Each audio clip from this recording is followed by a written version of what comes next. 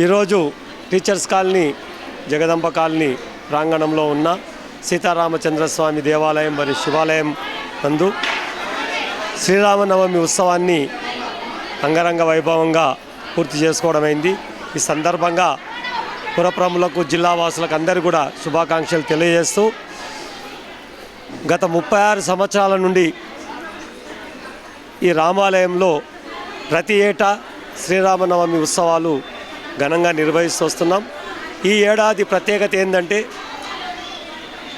ఈ జనవరి 22న అయోధ్యలో రామ్లల్లా విగ్రహ ప్రతిష్ట పునర్నిర్మాణం జరిగి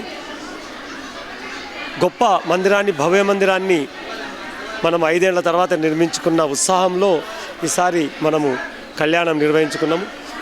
ఈ కాలనీవాసులు, సేవాదల్, ఆలయ అర్చక బృందము, కమిటీ సభ్యులందరూ కూడా సామూహిక శ్రమతో భక్తుల సహకారంతో ఈరోజు పెద్ద ఎత్తున కార్యక్రమం చేసుకున్నాము. శ్రీరామచంద్రుడు ఆదర్శప్రాయుడు, అందరికీ ఆదర్శం. శ్రీరామచంద్రుని అడుగుజాడలు నడిచినప్పుడు సమసమాజ నిర్మాణం జరుగుతుంది, ధర్మస్థాపన జరుగుతుంది. ఈరోజు మేము చేస్తున్న ఈ క్రతువులన్నీ కూడా ఉగాది నుండి వసంత నవరాత్రులు పూర్తి చేసుకొని ఈరోజు కళ్యాణం, రేపు పట్టాభిషేకంతో ముగిస్తుంది. మేము చేసే ప్రతి ఒక్క కార్యక్రమం, క్రతువు, ఆధ్యాత్మిక కార్యక్రమం ఏదైనా సరే లోక కళ్యాణం నిమిత్తం జరుగుతుంది. అందరూ బాగుండాలి, సమసమాజం ఏర్పడాలి, భారతీయ సనాతన ధర్మము నిలబడాలి, వచ్చే తరాలకు భారతీయ సంస్కృతి సనాతన ధర్మం తెలియాలి, శ్రీరామచంద్రుడు ఆదర్శప్రాయుడు కావాలి, సీతమ్మ అడుగుజాడలు ప్రతి స్త్రీ నడవాలని చెప్పి కోరుకుంటూ సర్వే జన సుఖినో భవంతు. ఈ సందర్భంగా మేము ప్రతిరోజు కూడా తిరుమల తిరుపతి దేవస్థానం వారి సహకారంతో శ్రీరామ నవమి సప్తాహ ప్రవచనం కూడా పూర్తి చేసినాము.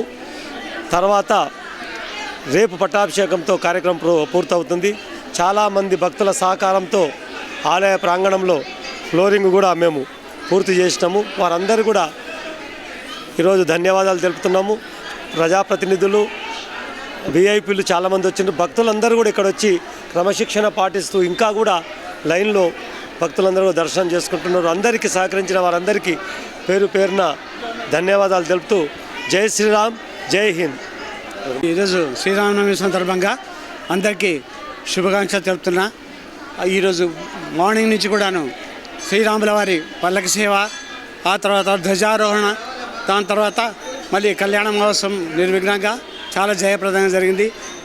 గత సంవత్సరం కంటే కూడా ఈ సంవత్సరం చాలామంది భక్తులు ఎక్కువగా హాజరైనారు. జనంతో క్రికిరిసిపోయింది ప్రాంగణం అంతా కూడా.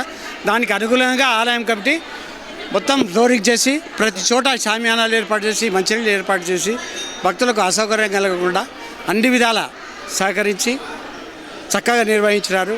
వచ్చిన భక్తులందరికీ కూడా ధన్యవాదాలు. ఎప్పటికీ సుభిక్షంగా ఉండాలి దేశమంతా కూడా. మా పట్టణ పౌరులంతా కూడా ఆరోగ్యంతో, ఐశ్వర్యాలతోటి ఎలాంటి కలతలు లేకుండా ఉండాలి. ఎక్కడ యుద్ధాలు రాకూడదు.